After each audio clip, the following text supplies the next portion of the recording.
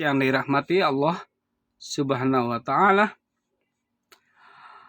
Kedua, posisi Islam di antara agama-agama besar di dunia dapat pula dilihat dari ciri khas agama Islam yang memberinya kedudukan istimewa di antara sekalian agama.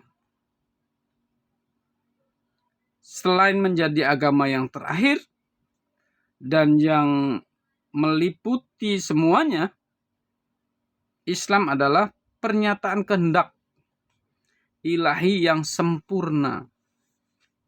Islam dalam kitab suci Al-Quran, syariatnya adalah suatu kesempurnaan dari seluruh ajaran yang dibawa oleh para nabi dan rasul sebelum Nabi Muhammad sallallahu alaihi wasallam.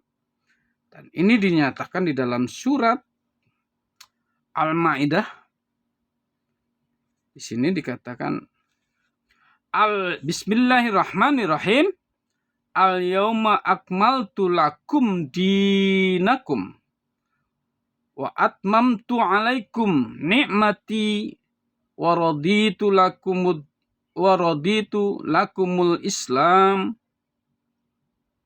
dina. Wa raditu lakumul Islam dina.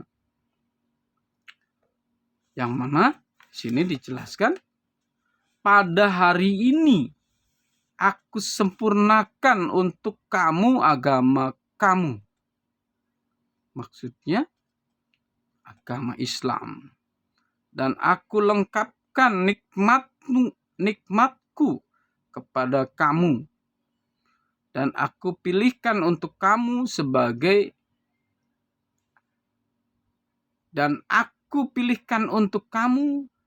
Islam sebagai agama. Nah, ini menunjukkan bahwa tuntunan Allah kepada umat Islam itu begitu rinci. Sampai-sampai Allah menunjukkan bahwa dan aku pilihkan untuk kamu Islam sebagai agama. Nah, ini merupakan satu kemuliaan Allah kepada umat manusia sebagai khalifah untuk menunjukkan pada jalan yang benar. Dipilihkan oleh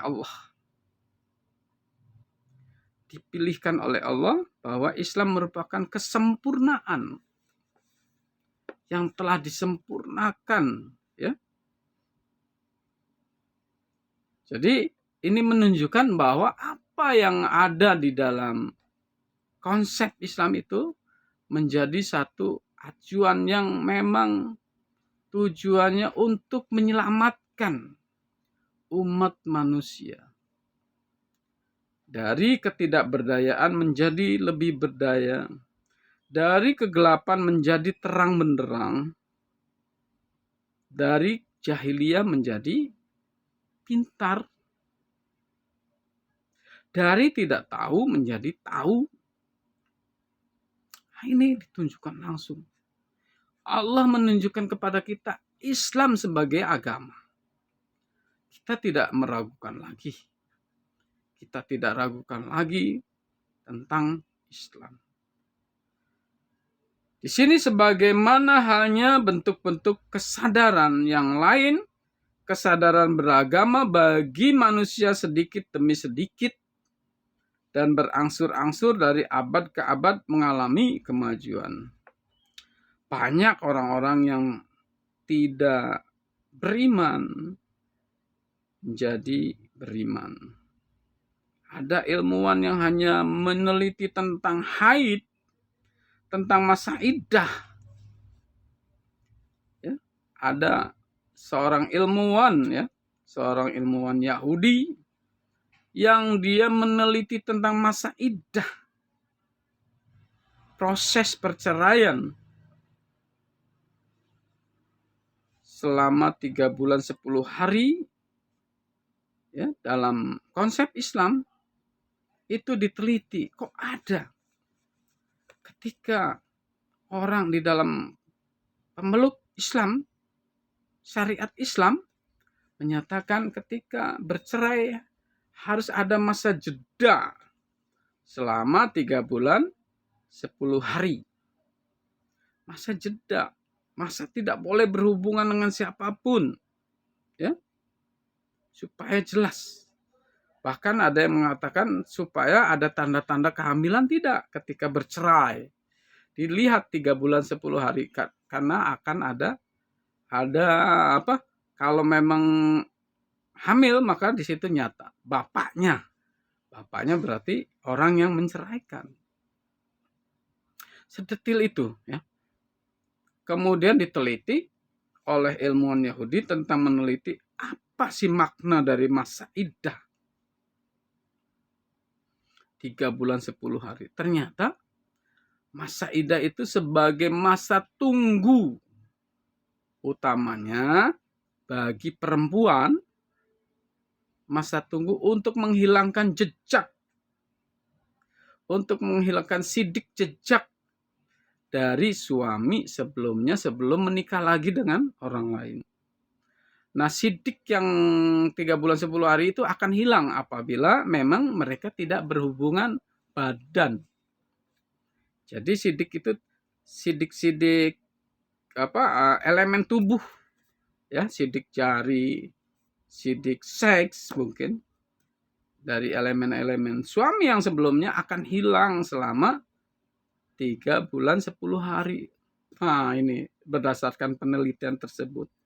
Jadi jelas ketika perempuan muslim menikah lagi dalam masa tunggu 3 bulan 10 hari, dia akan jelas apabila dia hamil mendapatkan kejelasan siapa bapak yang ada di dalam rahimnya. Nah, itu. Dengan penelitian tersebut, beliau langsung bersyahadat, mengakui konsep-konsep Islam terbukti penelitiannya dengan penelitian yang dianggap modern. Apa rahasia masa iddah tersebut? Beliau bersyahadat. Dan ternyata dari penelitian tersebut menyimpulkan bahwa di kalangan umat Islam, perempuan-perempuan Islam melahirkan anak-anak yang sah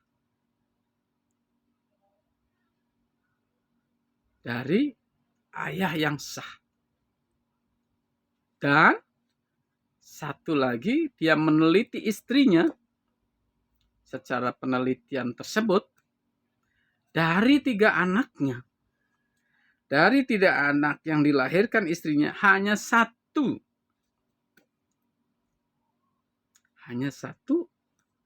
yang dari genetik peneliti tersebut. Yang 2-nya bapaknya siapa? Tidak diketahui. Nah, itu berarti ada perselingkuhan.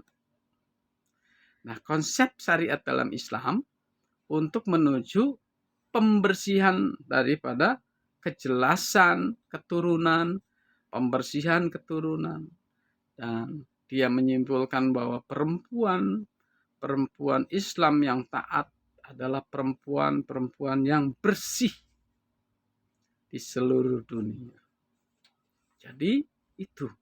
Sehingga beliau langsung bersyahadat. Langsung beriman bahwa memang ajaran-ajaran Islam itu bukan dogma, tetapi merupakan ilmu yang dapat diteliti. Adik-adik yang dirahmati Allah Subhanahu wa taala.